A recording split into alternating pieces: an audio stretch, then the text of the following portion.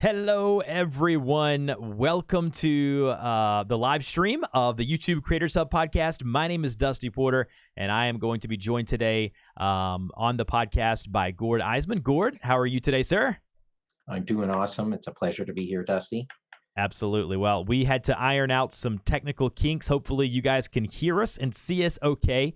If that is the case, please let us know in chat before we hit that record button and we start actually recording the podcast. This is something that I have done last week. This is the second go round at this. So I hope that the audio quality continues to get better, as well as the live streaming aspect. Gord has been kind enough to come on here with me and kind of be another guinea pig like Sabby was last week. And so, Gord, I know you have some experience with live streaming. So Gord's been coaching me along and helping me on. So can't wait for you guys to hear Gord's story on the podcast. So welcome, Christina. Welcome, Rodney. Harley, welcome. Jason, Seth, YouTube Freddie. I see a lot of folks kind of trickling in here. Awesome. That's amazing. Geek Out SA, welcome to the stream. Thank you guys so much for joining us this week. I'm doing this. Hopefully the lag is not going to be as bad as it was last week. We're trying a different application, so you guys kind of bear with us. But welcome to chat, guys. Thank you so much for joining us today. I really do appreciate it. Let's see here. And if you have any questions for Gord or myself before we hit the record button, please give us those questions now. I will do kind of a short Q&A right now before the podcast, and we'll also answer and field some questions afterwards to see kind of what's going on. We got Douglas in there. We got Diamond Pig coming in here. We got everyone coming in here. Harley says, looks and sounds amazing. That's Great to hear. That's what Gord and I love to hear. So no, we're actually using Discord. Believe it or not, we are using Discord. So we're doing this via Discord, and I think it's gonna work out for us. We'll see Awesome. how the recording goes. So, all right. And if you don't know much about the podcast, basically the YouTube Creators Hub podcast is a place where every week I bring on a YouTube creator who I think's doing something interesting, and I ask them questions, and I hopefully pull out value for you guys in regards to YouTube, in regards to creating content on the platform. And that's kind of what we're going to, do with the conversation today. So, Gord, before we go live, is there anything you want to say to the chat room about kind of what they're going to hear today with your story and what you hope to talk about today? Well, thank you, Dusty. First, it's a real joy to be a guest on your show today, and I so resonated with you, seeing what you're doing and what you bring to the world, and I find a lot of similarities in what I'm trying to do with how-to channel on YouTube, and so I'm really excited to share some of my background so people can see how I got to become a creator and focus in a similar space, and what I'm trying to achieve. Awesome. I love it, and I love being able to do the live stream, seeing everyone kind of funnel in here. Sabby's in here, Retcon's in here, Sensational Life, Dr. Sten Ekberg's here, Robin Dalton is here. So many people are here to hear Gord's story, and so this is the benefit of being able to live stream. And so without further ado, I think we're going to go ahead. You guys kind of get a behind-the-scenes look of kind of how the podcast works, and so you get to kind of see us count down and see us kind of go to the intro, and if we mess up, you guys will be here to see that as well. But you know what, that is completely fine. That's what this is all about. And so without like I said, without any further ado, Gord, are you ready to roll? We're ready. Let's go for it. Let's do it. I'm going to go ahead and get my mouse clicker over here on the record button so I can make sure that I do exactly what I need to do. Keep our fingers crossed that the recording works like it should. I think it will. And we'll go ahead and get started. So I'm going to count us down, Gord, to 3, 2, 1, and then we'll just go ahead and get started. Here we go. 3, 2, and 1.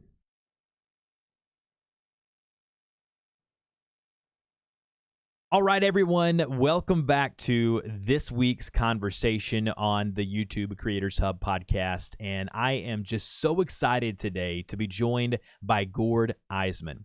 He has a how-to channel teaching people all things video over on his YouTube channel. Gord became an entrepreneur and pivoted into the YouTube space in what he is now calling the second chapter of his life. Gord, how are you doing today? I'm doing awesome, Dusty. Thank you for having me on your show. Again, it's a pleasure to be here, and thank you for everyone that's there and chat as well, joining us live. It's great. Absolutely. Yes, it absolutely is. And we are ready for, I mean, I'm ready personally for an exciting episode this week to talk all things YouTube, to talk all things online video. But before we go a little too fast, let's basically break down who you are, Gord, and how you got started in the YouTube space. Okay, I got started in the YouTube space. Well, actually, my channel exists since 2011, where I was just posting a video to share with a relative or something like that, or a friend. And I had two videos, and then for years and years, I did nothing. So technically, my channel exists since 2011, but it wasn't really until 2015 where I started to get more interest in YouTube, where I started to learn all about video, because it took a while for me to discover what I was going to do in this second chapter I'm calling, and I in earnest started to really work on my channel the way it is now in the just about 2 years ago from today.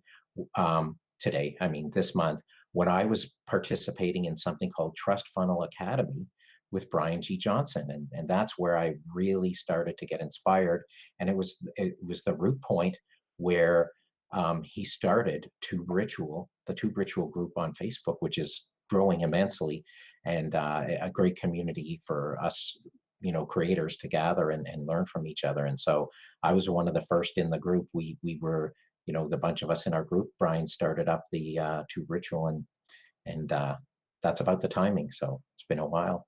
Absolutely. I love it. And now let's talk about that process for a minute. You do how-to videos, you do educational content. Does your YouTube life and your channel have anything or any relation to what you did prior to YouTube, as far as I guess you would call it your day job prior to YouTube? Are they related in any way, shape, or form? Or did you kind of discover this creativity that you never thought that you had?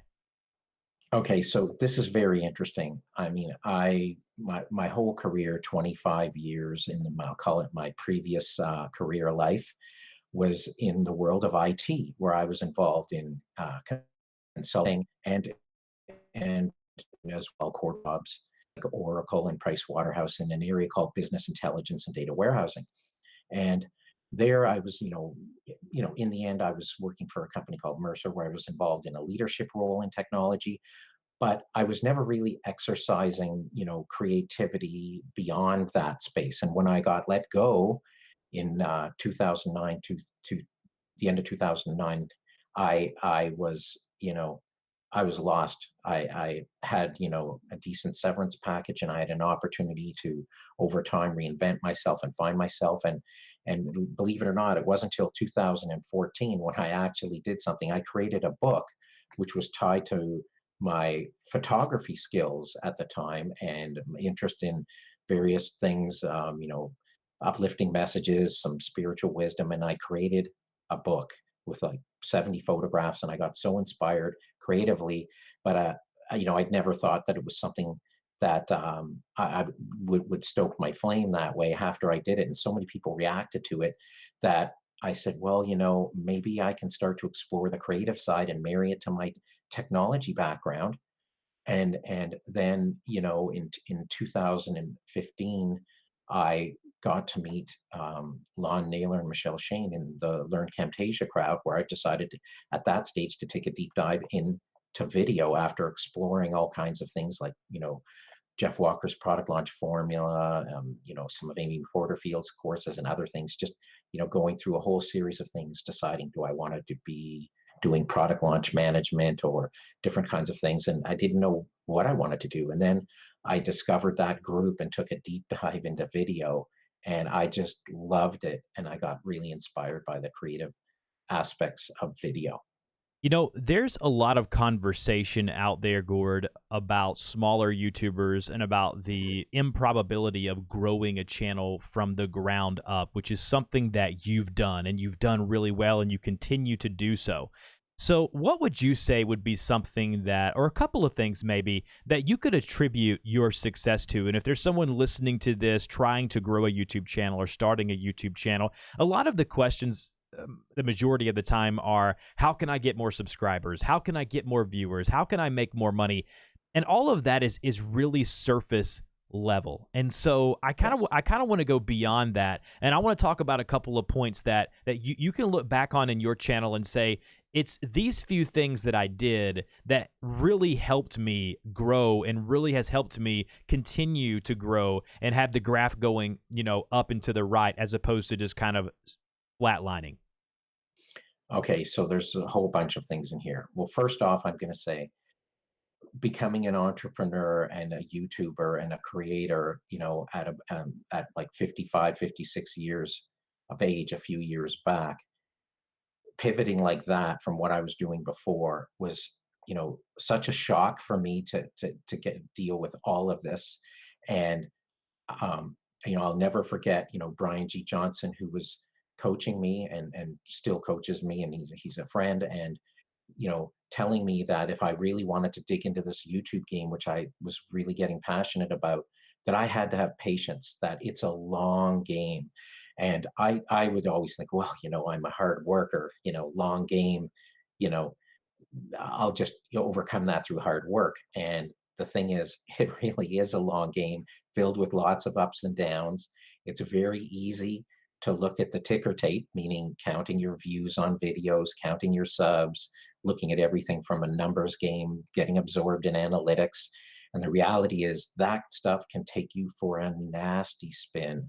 And although it inspires you too when things are going, like you said, up with the curve moving in the upward direction, you know, you got to be able to weather the storm and the ups and downs, and you can't, don't value yourself only by looking at that stuff. You just can't. What is your mission? And to me, I knew I wanted to help people in the how-to space. I loved educating people. I love talking. I love communicating, but I'm very camera shy. I was, and introverted in nature. But I knew that I wouldn't be able to fulfill my dream in the second chapter of life unless I put myself out there. And so it was filled with a lot of self-discovery through the process, seeing yourself go on camera for the first time and then go, really, this is what I want to do, and how am I going to get through it?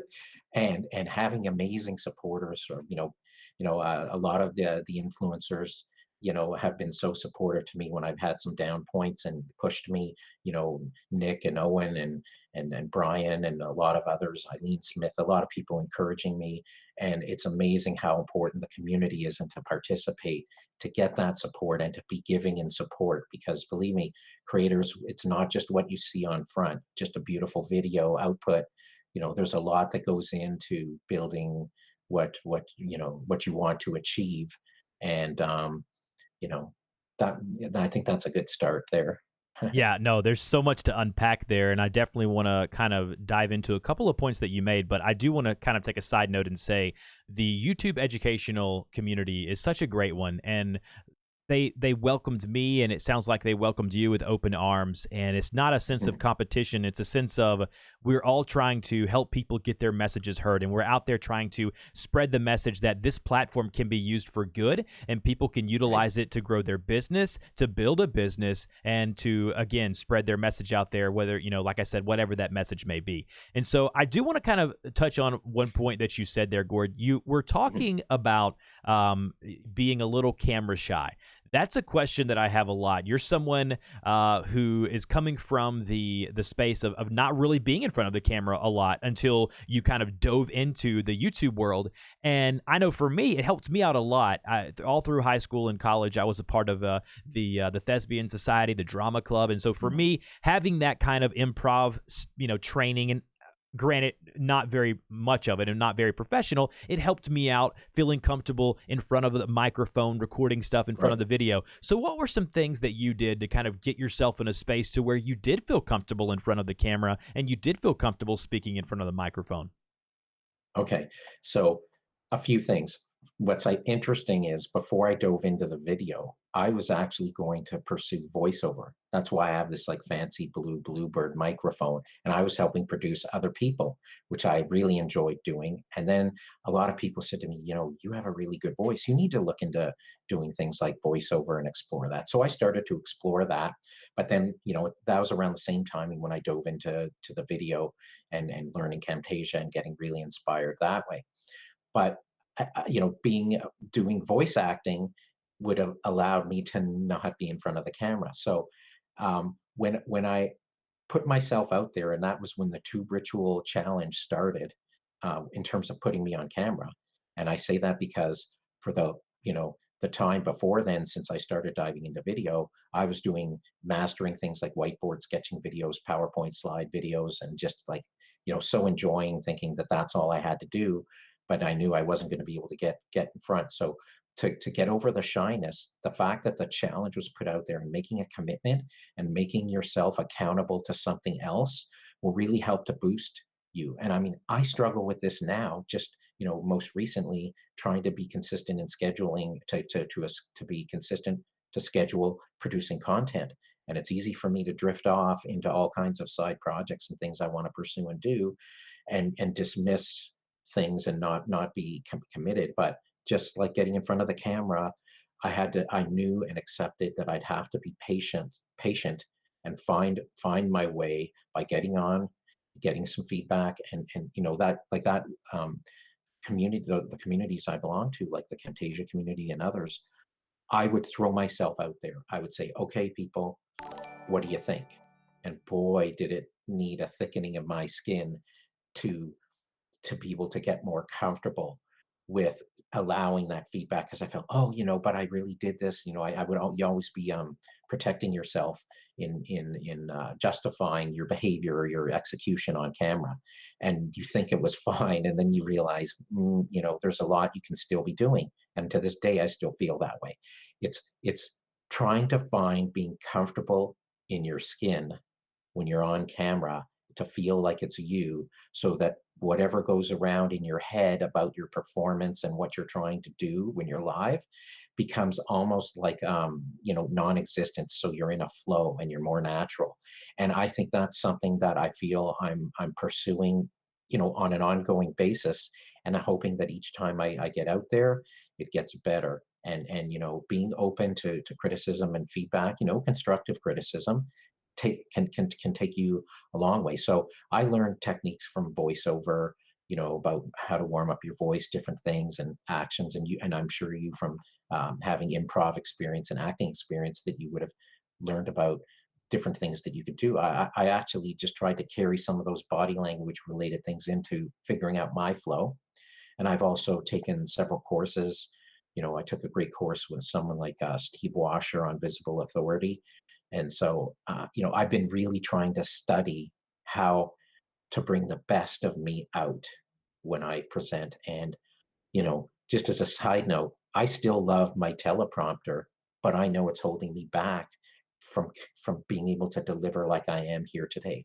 But that said, this, Dusty, that, depending on the kind of how-to tutorial stuff you're doing and how tight it is and how detailed, you may or may not need something supporting in a script fashion, depending on whether it's just a ride through doing a screencast or doing other things. I want to be sure that I bring all the value. So, that teleprompter crutch is something that helped me, and I learned to be pretty good at utilizing it to maybe not look that I'm reading so much. But, it's a combination of things. So I sort of decide where I want to position myself. There are so many questions that I have for you, Gord, that just rolling through my Okay. head. I had to kind of jot a few of them down. I think that's what makes a good interview, is not just the same questions over and over again, but kind of hearing and listening to the guest and kind of taking a deep dive into kind of the conversation. I think that's what makes this podcast different than the others. I hope that's what I'm trying to kind of set myself apart. Sure. And so I do want to ask you one question about kind of, you and I had discussed this before. Sure.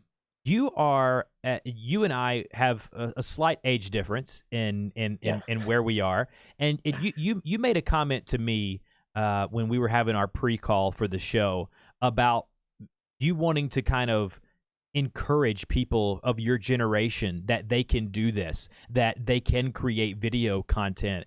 And I honestly, I think it's amazing. I consume content from a guy named Steve Dotto. I told you this before, from Dotto Tech, and he's from the same generation as what you are. And to me, I love talking to people from all different types of areas and different age groups and brackets. And so I kind of wanted to ask you briefly, and we don't have to stay on this very long, what are your hopes for that in the encouragement that you give people of your generation, that they too can get into this new age YouTube digital media space? How does that kind of fit into kind of your message and the audience you're trying to attract? Okay, that's a huge factor for why I'm doing what I'm doing. But first, I want to say thanks for mentioning Steve Dotto. He's been like someone I've followed, I grew up with. Steve's just, when I say grew up, I mean watching him. I'm Canadian, and Steve is started his roots and everything he does from here as well. Watching him as I grew up, and Steve's, I think, just 59, just a little older than me, slightly, and I just love everything that he does, and he was an inspiration to me as well for seeing that, um, you know look at how successful someone can be. But he's been doing it for a long time, and with a career and on the broadcast side of executing this stuff. And if Steve's listening sometime, I'd love to interview him.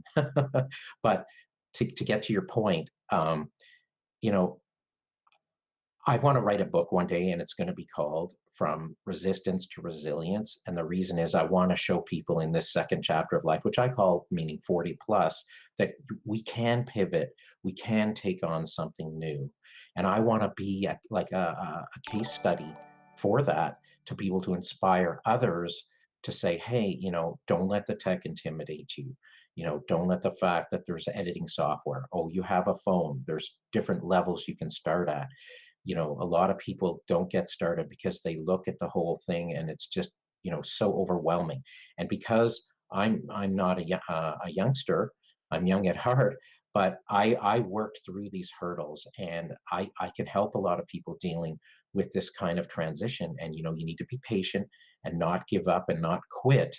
And there's amazing support out there, and I really would like to see people believe that they should pursue and believe that they can have an experience and touch other lives, because to me that's what it's about. People in, a little older in my generation can have a lot of good things to share with people that are younger. And that's why I said to you, and the reverse is also equally applicable.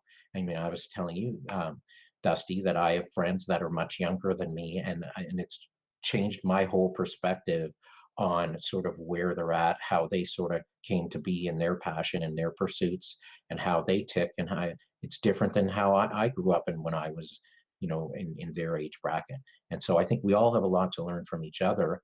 And so I want to be, um, an example for people to see that there's great opportunity, and to not give up and to get your message out there. As Brian G always reminds us all, to amplify our message. So, and that's a big part of what I'm doing. So, but it's not just about, the lesson I'm hoping is an ageless one too. And people see that through seeing me as an example, as an educator in the process. So I always say, Gord, that age is just a number. And as I continue to, my wife likes to remind me that she's 6 months younger than I am. So when I turn, like this past year, I turned 31. She was like, "Oh yeah, how does it feel to be a year above, the 3 decades?" So she gives me a hard time about it. But in reality, age is just a number. And talking to you, you have so much spirit, you have so much passion for what you do, and I only hope to have the passion that you have when I'm your age, and get to that point in life. And that's kind of what I want to transition to now. Let's talk Mhm. about business for a minute. And Sure. you referred to this as your second, I can't remember exactly the words that we used in the intro, but Second chapter of life, the meaning 40 plus, right. we kind of pivot. Oftentimes, we're not sort of driven by the way we were when we were younger. I mean, when you're getting going through, in the case of jobs, for me, first few jobs, I was always looking at, I'm trying to better myself in a financial return and more interesting experience. And I was driving, focus on building, acquiring wealth, and other things, and just the focus seemed to be a little different. I found that my perfect purpose and my reason for being as I get older is really about serving people and Mm. enjoying humanity that way. And if I can do this now, having this kind of passion and energy about what I love to do creatively and be able to earn at it, it's just like the ultimate. So it is a business to me. I committed to this in the last 18 months or so that I'm going to go at this full time. So even though I'm only publishing, whatever number of videos, about a video a week on average now, but increasing that's going to be increasing. I have plans for courses I'm building, and I also serve clients. I've got a number of clients I work with, and I'm just so excited to be able to help and enjoy and to be able to earn. The whole thing was a dream, and it was a total pivot, like I said, because I shifted from what I was doing before. I left it. So that has its challenges to sort of, you know, be a little demon in your head that challenges you. Are you doing the right thing? And that, and so like I said, when the bumpy road happens, you start to sometimes question yourself. But when I see the results of feedback on my videos and responses from people in live streams and seeing the engagement, and it just really makes me feel amazing to know that, there's some people that have written to me and have said, because of your videos and how you teach, I got inspired about video editing, and now I'm doing video editing as a career. And I go, wow, you know, to be able to have that kind of impact to inspire others is very powerful. And so that's what I'm saying. To me, it's about connecting with people, being able to enjoy things, and that's why I'm trying to build a business around that and be able to give back to people and make this part of life that much more enjoyable. I love it. And with it being a business and, it being the kind of second chapter of your life and the progression of kind of the season that you're in right now, what are your hopes for, like, what are the different ways? I know you talked about courses and different things like that you're looking to monetize your content, because that's the question that we get a lot, right? Is that, Mhm. I watch a lot of Nick streams, a lot of Owen and Brian streams, Sure. and a lot of the questions are, well, how do I make money doing this? How do I make a living out of this? And I know we just had a question come in through chat. Sabby, who was on the show last week, is about to lose his job, and Right. he's got a YouTube channel, 40,000 subscribers, and you know Oh, that's awesome. how would you grow a channel to where you could make money, to where you could monetize it? So, what are ways that you're hoping to make a little money and make a living out of this? Okay. So first of all, because of being a focus and a how-to channel, and where I built my channel authority around, as we know, Camtasia, it was an area that I focused in, and now I do but I've always all along and in all my videos say, I teach you about not just video editing and Camtasia, but video marketing and YouTube. And I have all of those areas being covered now in my channel, and I'm growing the scope of the content that I have. But at first, I started with my anchor, and then continue to serve that because I just love the potential of what Camtasia can bring to a lot of the people that I'm describing that won't jump in the ring, that aren't seeking, filmmaker status or trying to achieve things at another level with the quality of what they're producing. So a lot of people can jump in the arena and succeed. With tools that don't have to be too sophisticated. That said, I use tools like that, like Premiere Pro and in the Adobe Suite. But to get back to your question, focusing on how to build and how to earn. So I have been earning money through doing things like affiliate income. So I like to do reviews, for example. In the how-to space, I mean, we can serve people by doing product reviews, and I've only done a few of those, and I have a lot more in mind to do. And so through affiliate marketing, we have great opportunity to educate people on products, give our opinions, and share, how to help them through the process. So I see if the affiliate marketing and doing product reviews is one very solid area. One of the other things I started to do on my channel, because we need to build an email list to also connect and communicate. I decided, late last year, that I'm going to start to share some interesting templates with people for my Camtasia videos so that they can say, oh my God, here's a head start with on, and they saw this cool effect or technique or creation that I did on video, that that's helped me to build my list, give extra value to my people. So the YouTube channel is serving in a way. So now I have an email list that will also support me. And I mentioned the courses. I have a few courses I'm going to work on. As you know, Dusty, I went through a 4,000, I called it my 4,000 hours challenge, when the YouTube Partner Program came in and upped the bar and created the requirements for having 4,000 hours rolling um, coverage over the last 12 months plus 1,000 subscribers. So I was in a sweet spot where I had to pull a miracle to qualify on my hours. And I did so much and learned so much that I want to bring that out to the small YouTuber and share those lessons. Because that's probably going to be, that is going to be my first course that I bring out.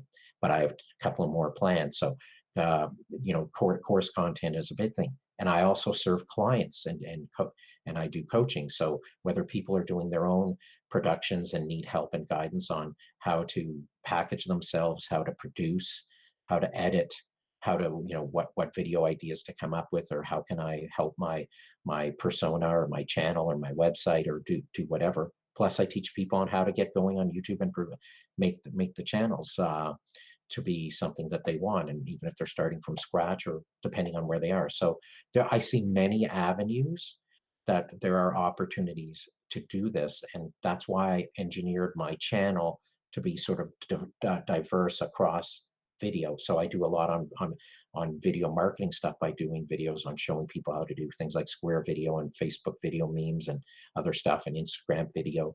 So you see, it's a diversity of content that I'm bringing to also show that I can also help people in a variety of ways. So I hope that No, was that was clear. that's one of the things to where when I talk to you, Gord, you not only have such a way with your words, but it's well thought out. You're not just spitting out a bunch of fluff that can fill some airtime. There's so much depth to what you're saying, and if people would just listen and they would get away from those questions of how do I get more subscribers? How do I get more viewers? And they would really dig in and dive into the actual work that it takes to get to a point to where you are now. And you said it best. You took the 4,000, watch time hour challenge where you wanted to meet the requirements of the YouTube Partner Program. You took it upon yourself. You created more content consistently, and you did it in the way that you thought would be successful, and you were correct. And so I love that. Now, this is one of my favorite questions to ask creators Can I just say one other thing, Yeah, go ahead. Dusty? Like underlying all of that, and it's the thing I struggle with a lot, is forcing myself to be accountable and to keep moving forward no matter what happens. And if you can get people that support you, that when you're a little off or even when you're high, try to find that balance Mm. and have some accountability, build in accountability into what you're doing. It'll make the world of difference. Absolutely. Mhm. What is something, Gord, that you wish someone would have told you when you first started out on YouTube? Like looking back now, and you look back at your channel in retrospect, and you're like, man, you know what? If I only knew to do X, then I think I could be substantially further on. Or just a piece of advice that someone can use that you've learned along your journey that you just wish you knew at the beginning of your YouTube channel. Okay, so maybe not so right at the beginning of my channel, but when I started to get into a deeper dive, I was given this advice. And because I often classify myself as like an overthinker, Brian T. Johnson would always say to me, make another Gord video. So because I'm always trying to achieve all kinds of different things in my creating and wanting to do this and to do that. And the reality is we're building an audience that's based on the authenticity of who we are. And so whatever I do to create another video that's where I'm like immersed in it and doing a how-to video, that's where I'm gonna, win the most, instead of trying to do something that may come off as I'm trying to do something that someone else is for, or I'm not visual on screen, or I'm producing something that's not really fitting with who I am. And that's why even doing live streams, well, I love to interview people, and it's something I want to do ongoing. But I know that my audience is going to most resonate with my long-term catalog, the evergreen nature of my videos, if they're helpful. And the live stream is great because they get opportunity to know who I am. But still, being able to present content and be authentic requires a consistency and being able to get up and do it with frequency so that you can continue to build. And I find sometimes you go through some ups and downs, and you may falter all in your schedule or your commitment to your community. And I think like that's the toughest thing. And Brian would always boil it down to me and say, make another Gord video. So to me, it sounds too simple, but being true to yourself and in what you're going to create and put out there is so important to not lose sight of that and to focus yourself. Yeah, it's interesting that you say that, because a lot of times we as creators can get into the comparison trap game, into where we look at other people in our space and we say, well, I'm not Bob, or I'm not Angela, or I'm not this person or that person. And even myself, I find myself in certain times, if I look at other YouTube educators, like Brian is in the chat right now, or what Nick's doing or what Owen's doing. Yeah. And I look at their channels and I'm like, man, I'm never going to do what they do.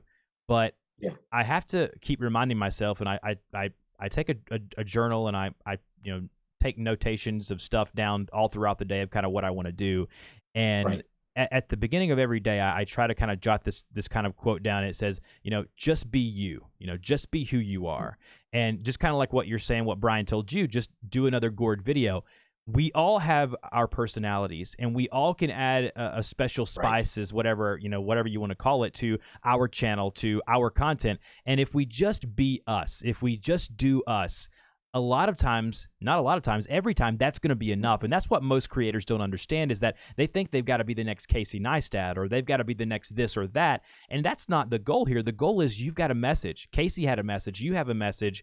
And what can you do to best spread that message in the most efficient way on YouTube? And that's kind of what we're here for. That's why I'm teaching what I'm teaching. That's why you're teaching what you're doing.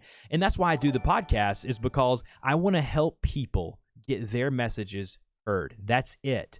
And so that's kind of where I am, is I just kind of want to help people do what they're doing. So a great point from you there. So let me, if I could add one more point to that. Go ahead. Because it just resonated with me while you were talking about that. See, the competition thing is crazy. Like, I can sit here and say, oh, look at Nick Nimmin, look at Brian G, look at whomever that are, have been at this way longer than me. To sit there and compare ourselves to whomever isn't going to serve us by itself. I need to figure out how to be the best me. But if looking at them helps me discover or peel back the onion and learn more about what I am, and to self-discover through the journey, then that's great. But don't lose sight of trying to discover what you are inside, to bring out, to do the best job that you can deliver your message, is so powerful. And I'm just finding that more recently as I create, that, what, I kind of liked what I did here or there, or how I'm starting to evolve in this way or that way. And then you start to realize, when you do some things, and and for me, the feedback goes a long way. And as I always say, everybody let the creators know you appreciate their work. Then you start to gain the confidence, and your self-esteem goes higher when you start to see that you're really doing you. And that's what the people that want to watch and consume your content, or buy your products, is because they like who you are and what you represent.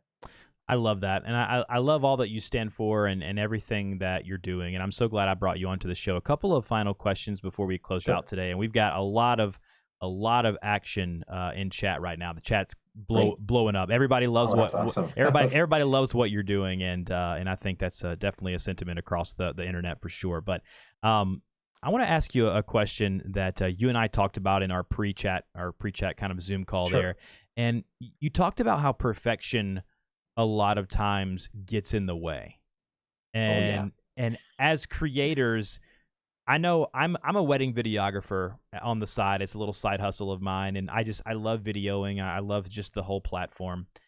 And a lot of times I'll edit a wedding film, is what I call them, and then I'll bring my wife in and my daughter, and I'll say, all right, guys, watch this video and kind of tell me tell me what you think of this. And they'll love it. And my wife's like, oh my gosh, it's wonderful. And, you know, she'll get emotional sometimes. And I'll ask her, I'll say, well, did you see that one part? Because I felt like I didn't color grade that properly, or I didn't do kind of what I wanted to do. And a lot of times I go back and I reiterate, but a lot of times it's what it needs to be. The piece of art is what it needs to be already. And so as a YouTuber, as a creator, Gord, what have you done to eliminate that perfection block that gets in the way of a lot of creativity and possibly some releasing of content that you get slowed down because of the perfection? Okay, this is, there's many angles to this. First of all, I fight the perfectionist side of things all the time. I'm a perfectionist at heart and have been because of the career I had before and the responsibility and accountability for big budget projects in IT and having to satisfy always consulting clients, and they're paying big money. So I've always had this, like, it's got to be right. It's got to be just what they need, and solve that. And it carried through into a lot of what I wanted to produce. I mean, in the earlier going, I used to have so many animations because I felt I was not perfect enough. So they became my crutches. I could, oh, I'm going to pull an animation effect here or there. I got to keep them busy every 6, 7 seconds. Something's got to be turning and changing. Mm. So yes, we have to do what we need to do to captivate people's interest and keep that going throughout the video. But then I would find, Dusty, after, I may be on a video that's like a 10 or 12-minute tutorial video I did, and I go, you know what? I've just spent 6 hours putting in about 25 animations, and I go, this can't continue forever. And accepting that, um, figuring out how to be more comfortable in my own skin, and not realize I needed those things to perfect what I thought was coming out there, took a lot of work to try and let go. I still depend on some of it for things like, the first minute of a video. I want to make sure it at least has a certain amount of interesting things happening, because a lot of what I do is talking head before I go into the screencast. And so, I still have those crutches, and I fight perfectionism.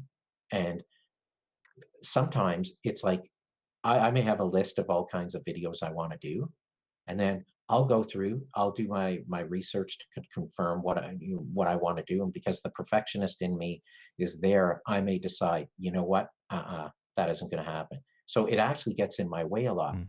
Learning better to get that feedback, engage with the people, and test things, experiment to find out. And you're going to start to realize that this perfectionist thing is very largely tied up inside you, and not so much what the people are looking for outside Mm. there. I mean, I just had a bomb the other night for the first part of my broadcast, and the perfectionist in me was like dying slowly. And I was out there with Andrew Can, and who just did an amazing job. But then we went on after that and did 3+ hours of really great content showing TubeBuddy and how to use suggested tags and Tag Explorer to revive older videos to get rankings up instantly. And I go, like, I remember how I felt after, because I had that challenge. And it was very tough to overcome. And it's, again, fighting perfection inside me, that I'm going to be less, unless it's right up there all the time. But a lot of it is just overthinking on my part.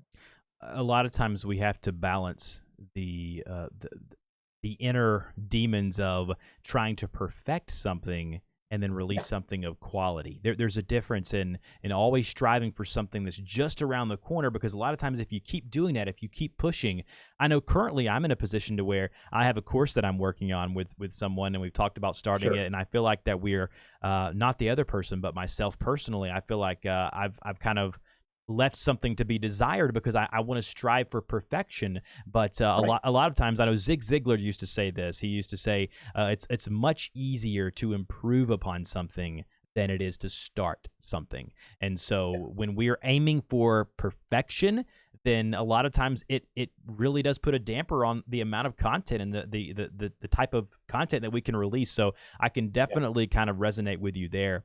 Um, in closing of this interview, which by Sure. the way has been a blast, I really do appreciate you joining me today. What a great conversation this has been. Um, What is next for your channel? Like, what are we, the short term, long term, however you want to kind of phrase it? What are you looking to do, and what are some things you're looking to implement to get you to the next level? Okay. So, um, one of the things I struggle with is producing more than one video a week, sometimes even one video a week, because I'm trying to do all of these other things. I need to get more true to the commitment of scheduling regular videos. So that's going to be step number one. But I want to continue to do live stream experience stuff and meet a lot of the creators, similarly to kind of like what you're doing. I have a vision of wanting to meet a lot of creators. So I'm starting to schedule more lives, and I'm hoping to have you on my show soon there, Dusty. Very and soon. so, and that's one of the main things I want to do. And also, because from the get-go, and I always give the Roberto Blake analogy, that my channel is very diverse from a thematic standpoint, even though it's under the umbrella of video. I have topic area focuses on things like social video, doing better videos from home, at Camtasia, as we know. And now I have a whole series on YouTube strategies and stuff. So I want to start to fill out and deliver and execute more on those other elements of the umbrella, because now that the Camtasia channel authority has helped, and my subscriber level is such that I'm starting to get more views all around. So that was sort of an underlying strategy to help me build a foundation to start to grow, and so far it's working. So I'm really excited about continuing to serve Camtasia well, that area, and grow with additional content to serve people to see all that's possible across those different areas of learning and succeeding with a video, whether it's for business or to get out your own message. And so that's sort of my strategy looking forward. I love that, and I cannot wait to see kind of what you're going to do in the future. You and I are very similar as far as our channels are very much how-to and educational, so you and I can relate a lot. When I go and watch one of your videos, I'm always taking notes, and I'm like, oh, Gord did this really cool animation in Camtasia here, and I really think that I want to implement some of these things in my channel, and that's the act and the art of always trying to improve and to get better, and it's fun to kind of watch where you're at. So if you would, Gord, let my audience Sure. know where they can get in touch with you on the internet. Okay, so as we know, I have my channel, which is just Gord Eisman, my name, and also I have my website, which is gordeisman.com, where people can learn about the different ways that I can help them. And I also give away, Dusty, like a near, I know it's kind of crazy, near 30,000 word free ebook on how to create better videos from home, from setup from scratch to lighting to looking at gear. There's a ton of content in there, and that was my way of trying to get out to people to start to share with them a lot of the foundational knowledge that they need to get going. So those, you just need to look there. I've been starting to get more active on Instagram, but I'm still trying to crack the nut on Instagram and Twitter. So I'm starting more actively on those platforms. But gordeisman.com and my YouTube channel are the best places. And all of those pertinent links will be in the show notes of this episode, whether you're listening on iTunes or however you're consuming your podcast. Also, want to encourage everyone, if you've listened this long, to go over to my YouTube channel, youtube.com/Dusty Porter, or go to YouTube and search for Dusty Porter. I am going to be live streaming, as long as the guest allows me to, these podcast interviews. And as you can tell with this interview here, I've been doing this now for a few years, and the podcast has grown, and it's been such a fun thing to watch grow. But I want to go beyond the surface level now with these creators, and I want to ask them questions about how they're spreading their message, about not just the gear and the different methods that you hear about all over the internet. I really want to focus in on some of the deeper stuff of what it means to grow a YouTube channel and to spread your message online. So I will be live streaming if the guest allows me to. So definitely go and check that out if that's something that you're interested in. And Gord, thank you so much for joining me in this week's episode. We'll talk to you later. Thank you.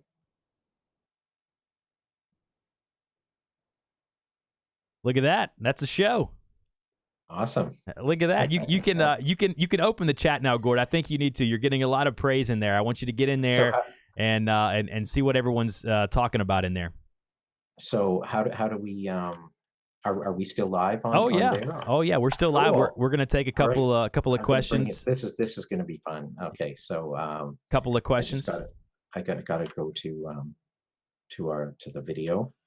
I don't What have the link here. if you guys have any questions for Gord, I think he poured out his heart there, had a lot of info, and so many awesome people coming in chat. I know I got a couple of super chats during the show there. One from Michael Daniels, thank you so much, and another one from Seth. Guys, thank y'all so much for the support. It really does mean a lot. Thank you guys so much. But if you have any questions for Gord, please put those in the chat. This is going to be a thing that we do kind of. It's going to be a lot of fun. But I know Brian was in here, D was in here, Colin. Oh, We nice. got we Cool. got Mike in here. Pam has been in here the whole time. Homeschool Squad, Married to the Farm. Seth was in here. There's so many people that were in here. Ross, Andrew Can I'm seeing as well, and Yes, lots of familiar people. Thank you all for being here. And I've really enjoyed this and and sharing. Andrew's here as Yeah. well from TubeBuddy. So a lot of awesome people in here. What questions do you guys have for Gord? I'm just gonna let you guys ask any questions you may have and let him field some of those if for a few minutes and kind of see kind of where we get to. Yeah.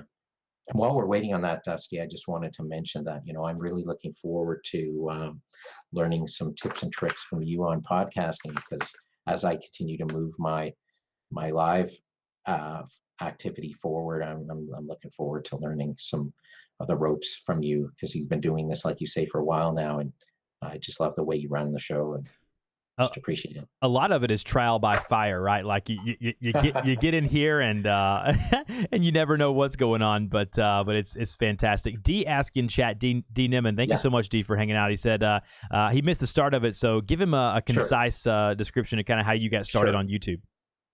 Okay, so in 2011, I just posted a couple of videos, but it wasn't really until I met Brian and through the Trust Funnel Academy that I started to get more serious about video and putting my face on camera. And that was right when he started to Ritual Community a couple of years ago in April. And that's when I dove in full scale with the very first 30-day challenge that he started, Mm-hmm. which was the impetus for me going hardcore on YouTube as well. That's awesome. Yeah. Mike asked, "Hey Dusty, how do you set up the zombie every time you get a new subscriber?" I'm using that. I'm using TwitchAlerts.com.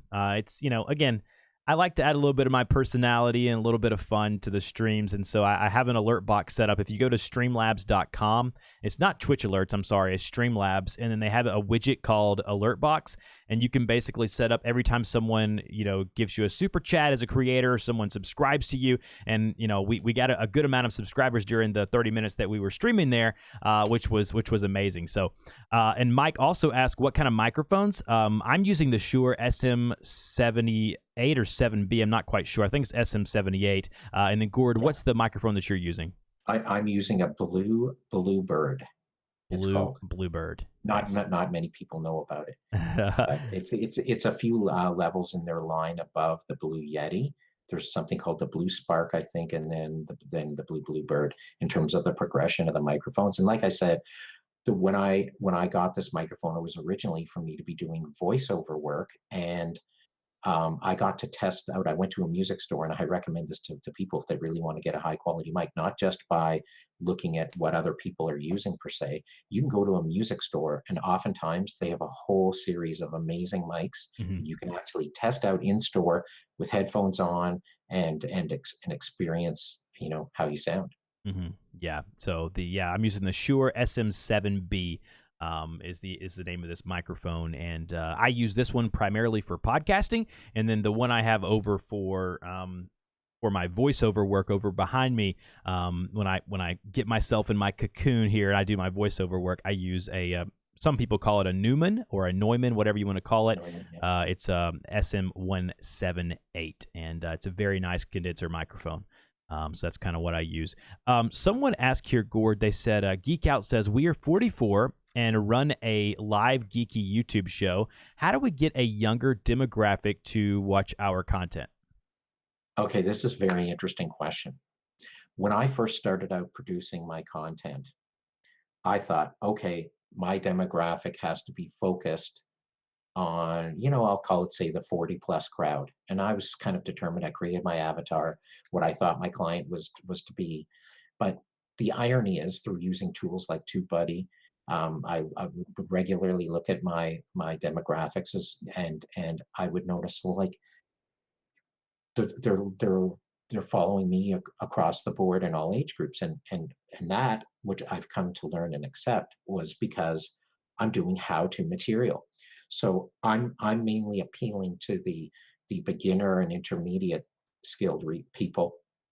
So um, I changed my mindset that you know, it's all about the kind of content that I'm trying to deliver, and you know, as to what kind of people will resonate with you to become clients. Mhm. I guess that's dependent on how they connect with you. So to go lower, I didn't really focus in that way, but I discovered, like, now that I started to do more YouTube content, I have huge you know, disproportionately now in the age of 25, 20, 25 to like 45 is now, you know, while as I Mhm. deliver YouTube content, you know, as you know, Dusty, the data cycles every, you know, 30 days, or it's the last 30 days. So it's interesting to see how my dynamics are evolving there. And so for me, it's really about what is the demographic that is actually consuming my content, and I'm learning from that. I don't look at producing for a specific age group right now. Yeah, I, It, I it, I love that answer, and it's funny. Like I look at my demographics, and because I do technology educational videos, I have a slightly older demographic. You know, there's a lot of younger people that watch me, and whereas a lot of creators in the tech space have primarily like male viewers, mine is split about oh, that's excellent. about 50-50, which I find very interesting. And you can see with the live streams, we have a lot of female viewers who come Yeah. in and kind of consume the YouTube content. And one thing I want to do is to bring on more amazing kick butt female YouTubers on the podcast, and that's something that I really want to do. Jeff asked, he's one of my patrons. Jeff, thank you for stopping by. He says, does the foam on the microphone work as a pop filter? Yes. So with the Shure SM7B, this foam actually around here, if you can see kind of on Gord's microphone, he's got that kind of circular pop filter. Yeah. But this kind of foam here does work as a pop filter, but I found it doesn't work as well. I think I am also going to get one of the external pop filters. I don't know if you guys can see, but I have a pop filter on this one as well here. So yeah, and also the foam here that you can see that I've kind of surrounded my room with here. As you can see, my wife doesn't like it as much as I do, but it works for canceling out a lot of the noise, the background noise. Bye, Michael. Thank you so much for joining us. I was going to add, Dusty, one of the things that I do that sort of helps with the plosives, from direct contact with the microphone, meaning the wind or air that you push out, is really what causes those noises. If you are just a bit off axis and not direct, and you know, you can play with that by monitoring your voice and just, you know, seeing where you are in front of the microphone. You can find a balance between the proximity of where you are with your microphone and the angle to be sure you still are producing good quality, and you can prevent a lot of that just by playing with the angle just to the mic. Yeah, absolutely. When I did I've taken a lot of voiceover classes, and one of the ones I traveled a good distance away to go take, and it was quite expensive. And a lot of what they told you with a microphone placement is, if you play golf, the distance from the club makes a big difference in your swing. And it's the same thing for a microphone. It's kind of, you got to kind of measure. A lot of times I get so excited about what I'm saying, I kind of get right into the microphone, and it gets real, it kind of gets real, I don't know, it gets a little muddier because of the bass in my voice. But with audio, you got to kind of watch and try not to move back and forth, because that'll make a big difference as well. So Absolutely. So what a great chat room we have today. It's a lot of fun. I don't know. I may start doing, like, if the guest wants me to. I do channel reviews here on the stream sometimes. I may let do some channel reviews at some point as well, if that's something that the chat wants. But we got Dr. Sten Ekberg in here. Yeah. Seth and Pam and Married to the Farm. Someday I'm going to be big enough to get an interview with Dusty. Absolutely. It's not really about your size, and I definitely want to get you on the show. So definitely I will be contacting you. Smile TNT, hello, welcome to the stream. Thank you guys so much for hanging out with us. Mike says, Gord, you mean I don't need to hold my breath while I talk? Just kidding. Good advice on changing the ankle. Oh man, I gotta check out. Mike's. I know Mike. He's pretty solid with the gear, so he's pretty cool. That's awesome. I'll have to check out a lot of new folks here coming from Gord's End today. I'm gonna have to go check out some folks in their channels here later afterwards. Yeah, and if some people haven't discovered me yet, please subscribe and check out my channel too. That'd be nice. Yeah, I saw a lot of new people as well. I saw a lot of folks that were mentioning in chat during the episode. They were talking about, I'm going to go subscribe to Gord. So I dropped your, hopefully you didn't mind, I dropped your link in chat there. So that's all cool. I knew you wouldn't have a problem with that. So yeah. Now let me ask the chat this: do you guys like this? Like when I live stream the interviews, I know I can't really interact with you guys during the podcast, but man, I felt like, we were averaging about 30 to 32 viewers, and that's a really consistent clip of people in here. And so I hope that that you guys are enjoying this type of content, and being able to go back and watch this later is also very beneficial. So I'm really beginning to love and appreciate the whole live experience and engaging, because you just never know what can happen in terms of interesting elements and questions that come up, and what we share with each other. And I think it does a lot to get people to know you at another level. Like there's Dean Nim, and it's so cool that he's here. Like, I mean, what he and Nick do in their dialogue and having a conversation like this on Saturday morning, I think is so powerful. Yeah, D and Nick do. The quality of their stream is the production quality is amazing, and I hope to continue to improve my quality. And I've learned a lot from those guys over there. And D, what you're doing with the mobile channel, I want to have you on very soon, because I want to have a creator who, you've been working with Nick so long, and now you have your own channel. I really want to have you on to speak on kind of the changes and the differences and what you've learned from the production with Nick, and now taking that to your channel. So I hope D, that you'll be willing to come on with me sometime in the upcoming few weeks and do it that way. But I love the live streams, Gord, because it gives us like direct interaction with these people who are watching us. Yeah. And Nick, sorry, Dusty, even though D just launched his channel recently, D's been a solid part of the team there. And so, this is why his content quality, like out of the gate, is just, exceptional. So It's really exciting to see this kind of, talent come out now, and we can all learn, because, hey, I'd like to also look at it this way.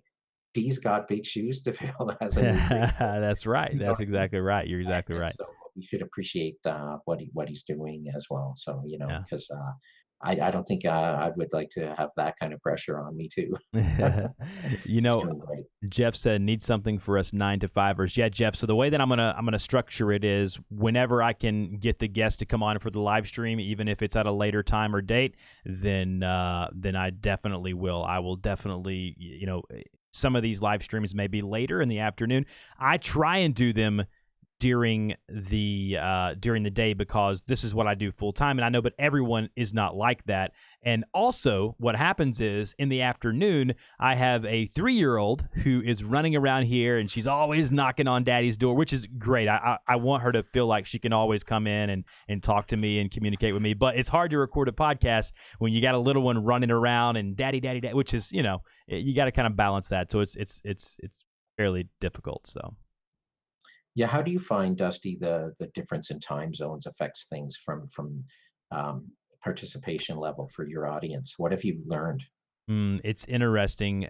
I hate time zones, first and foremost, because scheduling is a nightmare with people from all over the country, which that's what I love about the internet, is we can talk to people all over the country. And so I love that. But the I don't know, the pros and cons are, when I streamed this early, like even when we started at 3:00 today streaming the show, people on the West Coast, it's not even lunch, it's just now, lunchtime for them. And I do my Friday morning live stream at about 10:30 Eastern. And at that time, a lot of the West Coasters aren't even up yet. And so trying to play around with the time schedule of the podcast, of the live streams, it's tough, right? Like, you got to kind of see. And I know Dan Courier from Creator Fundamentals, he live streams every Wednesday night really late, about 9 p.m. Eastern, and he gets a really good crowd because of the times that he live streams, and he gets a pretty big crowd. So I want to play around with it and kind of see where it works. So British Cook, welcome to the chat. Thanks for hanging out with us today. Yeah, and I think Dan does a great job at being consistent. People know when he's on. They have a concrete schedule to work with. So, they're there. They know, hey, cool, it's Dan. Late Wednesday night. So they know. And I think that just like Nick and Dee going on Saturday morning. So I think the schedule consistency has a big impact on helping to grow your audience and their commitment. And there, as we said his name, there's Dan. He just appeared. That's how. How was that, eh? We called him. That's how it works. I'm telling you, Dan and I are actually working on some stuff together, and I can't wait to actually make some announcements, some official announcements on some stuff. So we're not quite ready yet, but Dan and I have some stuff up our sleeves, and we are really excited about the content that we're working on. But Dan does a great job live streaming, and he has kids too, and he knows the difficulties of trying to do this recording thing and having little ones running around the house. And so that's fun. I saw something here. Oh, Seth said, think of us in the UK as well. LOL. Yeah, it's tough. In the UK, you got different time zones, and you guys could be sleeping, while I'm live streaming. So it is difficult. Something I am going to tinker with though, Gord, is I have a Twitch channel, and I play video games. I like to game here and there, and so I'm thinking about possibly using like a platform like Restream.io and stream to both Twitch and YouTube and see if I get any interaction there. So, yeah, and I see the Pam and British Cook. They're from the UK area as well. So yes, they're all on later hours, getting into their later evening. But it's interesting because this time slot is not too late out there. No. But you're right, the 9 to 5ers, it's very tough for them to be able to participate in something live. Very tough. Like this. So it's like, it's just interesting for the engagement factor. It's an interesting challenge. So, because just like Dan goes on at 9 at night, so that's like, 3 in the morning in the UK. So right, it's tough. Yeah, it is. And I think that like the marathon streams that like what Nick and Dee do on Saturday, I have so much respect for those guys being able to stay live for that amount of time. That's just insane. Being able to get on there and talk for that long. It's awesome. It's awesome.